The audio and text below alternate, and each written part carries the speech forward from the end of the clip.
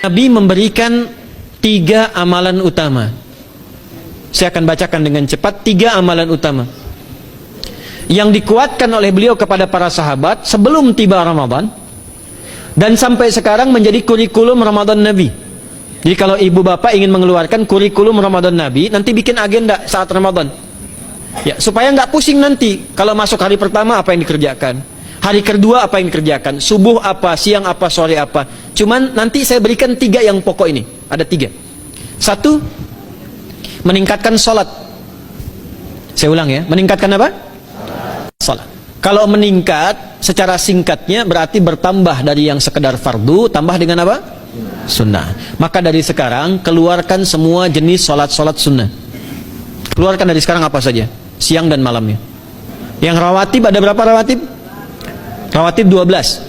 Ya, rawatib itu yang melekat dengan sholat fardu dan menentukan untuk memperbaiki sholat fardu. Menambah. Jadi kalau kurang khusyuk ditambah dengan sunnahnya disebut rawatib. Bisa sebelum, bisa setelah sholat fardu. Ada 12 dari hadis Nabi sallallahu alaihi wasallam. Man shalla isnatai asyrata raka'atan, siapa yang sholat 12 rakaat fi yaumin wa lailatin, yang mengiringi sholat fardu siang dan malam. Ya, bunyalahu bihinna baitun fil jannah, maka akan dibangunkan baginya satu rumah di surga kalau konsisten menunaikan 12 itu sampai meninggal dunia. Sahabat yang mendengar itu mengatakan kompak semuanya, sejak mendengar hadis itu kami usahakan istiqomah sampai meninggal tidak meninggalkannya. 12 itu 2 sebelum subuh, cepat. 4 sebelum zuhur, 2 setelah zuhur, 2 setelah maghrib, 2 setelah isya. 2 rakaat sebelum subuh, 4 rakaat sebelum zuhur. Kalau nggak bisa 4 rakaat karena terbatas waktunya, boleh 2 rakaat khusus untuk sebelum zuhur. Kalau nggak bisa 4, boleh berapa? 2. Dalilnya hadis Ibnu Umar radhiyallahu taala anhuma. Kata beliau, hafidtu asyra rakaatin, saya hafal 10 rakaat dari Nabi sallallahu alaihi wasallam salat sunnah. Maka menyebutkan sebelum zuhur 2 rakaat.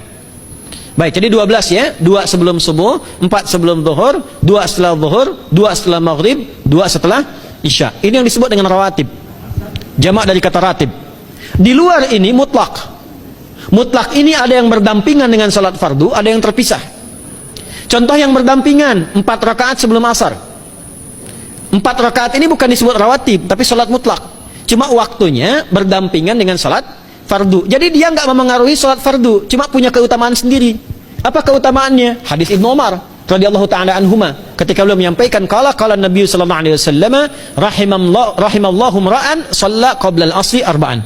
Allah akan menambahkan rahmat pada orang yang terbiasa salat 4 rakaat sunnah sebelum salat asar. Jelas ya? Baik. Kemudian apalagi setelah itu? Salat di antara 2 adzan dan 2 adzan ini, adzan dan iqamah. Ya, di antara adzan dan iqamah. Tahiyatul masjid. Apalagi misalnya salat duha. Duha dibagi 3. Awal duha itu kurang lebih 1,5 jam setelah salat subuh. Subuh sekarang misal 4:30, maka jam 6 muncul awal duha. Namanya syuruk. Saya ulang, salat apa namanya?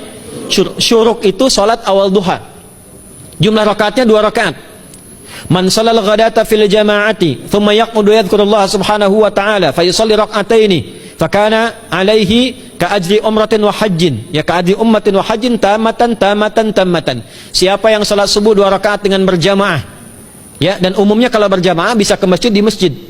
Kalau tak mampu ke masjid, tunaikan di rumahnya. Setelah itu tidak beranjak dulu, dia duduk untuk berzikir kepada Allah. Zikir itu bisa baca Quran. Quran surah 15 ayat 9 itu Quran disebut dengan zikir. Quran surah 54 ayat 17, 22, 32, 40 itu Quran disebut dengan zikir. Bisa baca Quran, bisa berdoa. Doa disebut dengan zikir. Quran surah ke-7 ayat 205. Ya. Bisa dengan apa lagi? Bertafakur, ya, mengaji, ta'lim, itu disebut dengan zikir. Ali Imran ayat 190 191. Alladzina yadhkuruna Allaha qiyaman wa qu'udan wa 'ala junubihim wa yatafakkaruna fi khalqis samawati wal ard. Ya, disebut dengan zikir. Bisa bertasbih. Zikir pagi petang, kalimat-kalimat thayyibah ada, itu di Quran surah ke-4 ayat 103. Jadi habis salat subuh zikir dulu. Doa dulu, zikir dulu, belajar dulu, tafsir dulu. Setelah itu muncul syuruk. Perjalanannya disebut isyraq, melewati masyrik, 1 tombak bayangan, dia salat 2 rakaat, itu pahala salatnya senilai haji dan umrah. Sempurna. Bukan sudah haji, bukan. Mau kemana? Ibu mau haji dulu? Tidak. Ya, hajinya nanti bulan Dzulhijjah. Tapi senilai haji dan umrah itu 2 rakaat. Awal duha disebut apa? Syuruk. Pertengahan duha sekitar jam 9 jam 10. Jumlahnya 2 sampai 4 rakaat. Ya, 2 sampai 4 rakaat. Apa fungsinya? Satu, mengganti seluruh zikir yang ada dalam tubuh kita. Mata berzikir, telinga berzikir, lisan berzikir, bisa diganti dengan 2 rakaat duha. Itu waktunya pertengahan duha, kurang lebih dari jam 8, 9, 10 lah, kurang lebih 3 jam itu, ya. Yang kedua, bisa menghambat atau menghentikan, menahan satu musibah umum. Misal ada kebanjiran nih atau macet nih. Orang-orang kena macet, bapak yang biasa sholat duha pertengahan itu tiba-tiba ditolong oleh Allah, dibebaskan. Tiba-tiba ada orang datang, Pak lewat sini, di sana macet, atau dibimbing ada kontraflow. Itu manfaatnya duha tuh, yang pertengahan. Yang terakhir adalah akhir duha, sekitar jam 10 sampai jam 11 menjelang ke zuhur. Ya, akhir duha itu jumlahnya dari 2 bisa 4 sampai 8 rakaat. Di antara manfaatnya bisa mempermudah datangnya rizki dengan izin Allah Subhanahu wa taala ketika ikhtiar. Itu duha. Nanti ke malamnya silahkan tahajud, tingkatkan tarawihnya sampai ditutup dengan witir. Itu salat. 2 yang terakhir saya cepat. 2 yang terakhir adalah banyak berinteraksi dengan Al-Quran. Ada 3 caranya. 1, banyak membaca. Itu namanya qiraah. Silahkan Bapak Ibu siapkan dari sekarang. Targetnya khatam misalnya 1 kali. Berapa juz? 30 juz. Kalau mau gampang bagi 30. Berarti 1 hari berapa? 1 juz. Paling gampang lagi, supaya nggak capek ngajinya, supaya nggak capek, bagi 1 juz 5 waktu salat. Contoh, juz pertama itu Al-Baqarah plus Al-Fatihah. Al-Fatihah saya nggak hitung lah karena sudah hafal ya. Al-Baqarah itu 141 ayat, juz pertama. Bagi 5, 28. Jadi setiap ketemu waktu salat, bagi 2 lagi. 28 bagi 2 berapa? 14. Sebelum salat baca 14 ayat, setelah salat baca 14 ayat. Itu 14 ayat tuh paling-paling nggak nyampe 5 menit Bu, Pak. Kalau investasi 10 menit setiap waktu sholat, bagi 2 kita baca 14 ayat, itu insya Allah selesai Ramadan khatam Quran. Itu udah rumus. Ya, tidak cukup dengan amin, siapkan dari sekarang. Siapkan. Ya. Ya. Kemudian mengkaji, kajian, tilawah. Itu tilawah itu di hadis Muslim pahalanya banyak. Ya, majtama'a qaumun fi baitin min buyutillahi. Ya, kita ngajinya Quran hadis ya, biar ya, apa lebih kuat dalilnya. Majtama'a qaumun fi baitin min buyutillahi yatsluna kitaballahi wa yatadarasuna fi ma bainahum. Ya, siapa yang bisa tilawah Quran, ngaji, tafsir, keluarkan misalnya untuk Ramadan 10 hari saya pengen tahu Al-Fatihah. Itu ketika dilakukan punya 4 keutamaan. 1, ghasyiyatuhum rahmah. Selama ngaji rahmat Allah dibentangkan. Kalau pengen doa cepat dikabulkan, kalau istighfar diampuni. Yang kedua, awas, ini nazalat alaihimus sakinah, diberikan ketenangan dalam jiwa. Bapak Ibu pengen di rumah tangga nyari sakinah, isi dengan Quran di rumah. Amalan terakhir infak. Ya, hadisnya dari Ibnu Abbas, Ibnu Abbas radhiyallahu taala anhuma, qala, ya, beliau mengatakan kana Nabi sallallahu alaihi wasallam ajwadan nas wa ajwadu ma yakunu fi Ramadan. Adalah Nabi sallallahu alaihi wasallam itu orang yang sangat luar biasa dermawan dan lembut.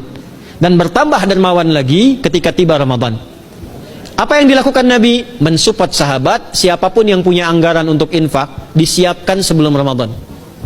Jangan berpikir banyak Bu. Yang penting ada anggaran, 30.000 nggak ada masalah. Setiap hari 1.000, tidak harus uang, makanan. Pernah dengar hadis ini nggak? Siapa yang memfasilitasi bukaan orang puasa, walaupun dengan sebiji kurma dan sehirup air, maka dia mendapatkan pahala seperti orang puasa itu tanpa dikurangi sedikit pun. Ada? Hadisnya sahih di At-Tirmidzi. Tapi bukan berarti nyari kurma ke Tanah Abang setiap hari 1. Terus minumnya 1 sedotan aja ganti-ganti. Ya, maksudnya apa? Yang paling minimal kita bisa keluarkan. Itu pahalanya 700 kali lipat dikali 10. Paling standar. 700 kali itu standar biasa di hari ini.